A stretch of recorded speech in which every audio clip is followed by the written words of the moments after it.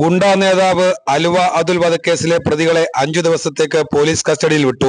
Karunagappally judicial first class magistrate Mithun A സതീഷാണ് പ്രതികളെ police കസ്റ്റഡിയിൽ വിടാൻ ഉത്തരവിട്ടത്.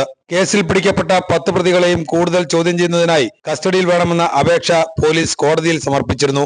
അരമണിക്കൂറോളം നീണ്ട വാദത്തിനൊടുവിലാണ് പ്രതികളെ പോലീസ് കസ്റ്റഡിയിൽ വിട്ടത്. തിരുവനന്തപുരം ജയിലിൽ നിന്നും കൊണ്ടുവന്ന പ്രതികളെ വൈദ്യപരിശോധനയ്ക്ക് ശേഷമാണ് കോടതിയിൽ ഹാജരാക്കിയത്. കരുനാഗപ്പള്ളി ACP ജോണിന്റെ നേതൃത്വത്തിൽ വൻ പോലീസ് സന്നാഹത്തെ സ്ഥലത്ത് വിന്യസിച്ചിരുന്നു. പ്രതികളെ കാണാൻ സ്ഥലത്ത് പൊതുജനങ്ങളും തടിച്ചുകൂടി. കഴിഞ്ഞ 14-ാം തീയതിയായിരുന്നു നാടിനെ നടുക്കിയ കൊലപാതകം നടന്നത്. ജിം സന്തോഷ് വധക്കേസിൽ ജാമ്യത്തിലിറങ്ങിയ അതുൽ പോലീസ് സ്റ്റേഷനിൽ ഒപ്പിട്ട ശേഷം തിരികെ കാറിൽ പോകുന്നതിനിടെയായിരുന്നു കൊലപാതകം നടന്നത്.